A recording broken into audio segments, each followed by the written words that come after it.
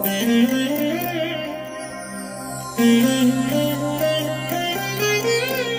దినం పరము నుండి దిగివచ్చు మాట. ఇది నీ జీవితానికి వెలుగుల బాట. నీ ఒడిలో ఉంచబడిన దీవెనల మూట, అద్భుతాల ఆనంద ఊట. ఫిబ్రవరి 24 సంవత్సరమంతా మీరు బైబిల్ చదివి ముగించడానికి ఈరోజు మీరు చదవవలసిన లేఖన భాగం ఉదయం సంఖ్యాకాండము 7 మరియు 8 అధ్యాయములు, సాయంత్రం మార్కు సువార్త 4వ అధ్యాయము 21 నుండి 41వ వచనం వరకు. ప్రియమైన దేవుని బిడ్డలారా, ఈ ఉదయకాల సమయం ప్రభు మిమ్మల్ని బలపరిచి మీకు తోడుగా ఉండి ఆయన మీకు సహాయము చేయునుగాక. ఎలా ఉన్నారు?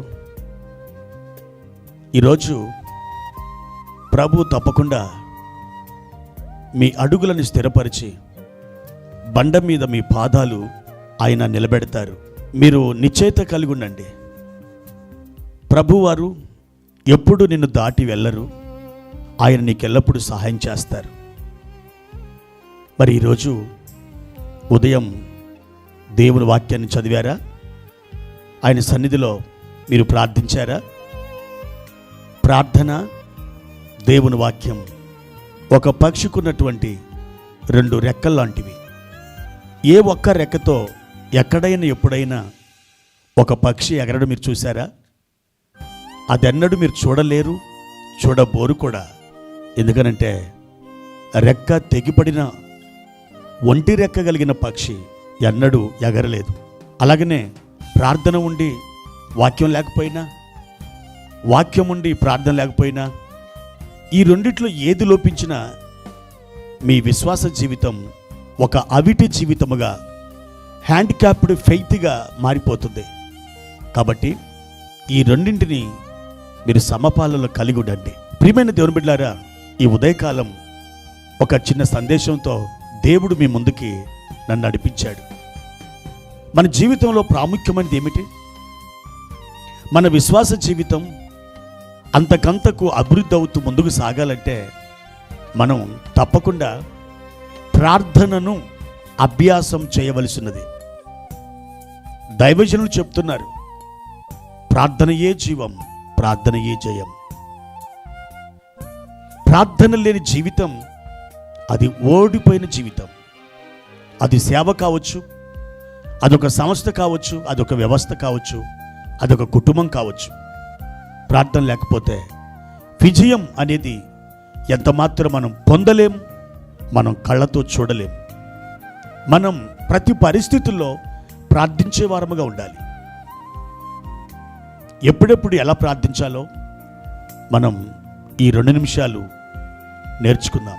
1 సమూయేలు 3వ అధ్యాయం 1 నుండి 10 వచనాల ప్రకారం బాల్యములో మనం సమూయేలు వలె ప్రార్థించాలి. 2వ తిమోతి 2వ అధ్యాయము 22వ వచనం ప్రకారం మనం యవ్వనములో తిమోతి వలె ప్రార్థించాలి. తిమోతి వలె యవ్వనిచ్చలకు మనం దూరంగా పారిపోవాలి. 63వ కీర్తన 1వ వచనం ప్రకారం మనం ఉదయకాలం నిద్ర నుండి లేచి దావీదు వలె ప్రార్థించాలి. దానియేలు 6వ అధ్యాయము 10వ వచనం ప్రకారం మధ్యాహ్న కాలమున దానియేలు వలె ప్రార్థించాలి. అపోస్తుల కార్యములు 16వ అధ్యాయము 25వ వచనం ప్రకారం మధ్యరాత్రి వేళ పౌలు శీలల వలె పాటలు పాడి ప్రార్థించాలి.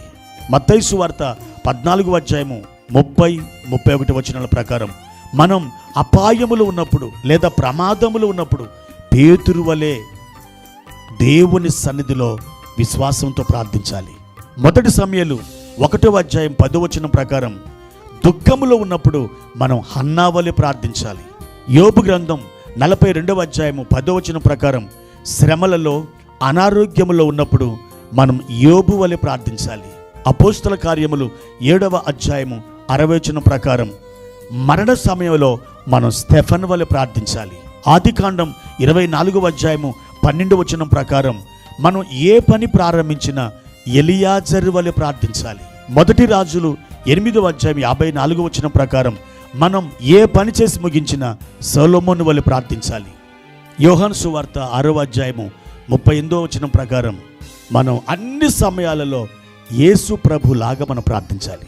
ఎందుకంటే ప్రార్థన విజయాన్ని కలుగజేస్తుంది. ప్రార్థన మనకు సంతోషాన్ని కలుగజేస్తుంది. ప్రార్థన మనల్ని గొప్పవారినిగా మారుస్తుంది. ప్రార్థన మనల్ని లోకానికి ఆశీర్వాదపు తూములుగా మారుస్తుంది. ప్రార్థించండి. మరొక మారు చెప్తున్నాను, ప్రార్థించండి. ప్రార్థనయే జయం, ప్రార్థనయే జీవం. ప్రార్థన. ప్రేమ కలిగిన తండ్రి, మీ ఘనమైన నామానికి వందనాలు. ఈ ఉదయకాల సమయంలో ప్రార్థన గురించి మీరు మాతో మాట్లాడుచున్నారు. అవును నాయన, మా మోకాళ్ళు నల్లబడినప్పుడు మా ముఖములు తెల్లబడిపోతుంటాయని అనుభవనీయులు చెబుతున్నారు. మా తండ్రి, మేము అన్ని సమయాలలో ప్రార్థించుటకు మాకు సహాయము చేయండి. మమ్మల్ని ఆలోచన ఇచ్చి నడిపించండి. ప్రార్థనలో ఓటమి మేము కలిగి ఉండకుండా ప్రార్థనలో విజయాన్ని కలిగి ఉండడానికి సహాయము చేయమని యేసుక్రీస్తు పేరిట ఈ ప్రార్థన అడిగి వేడుకుంటున్నాము తండ్రి. ఆమెన్.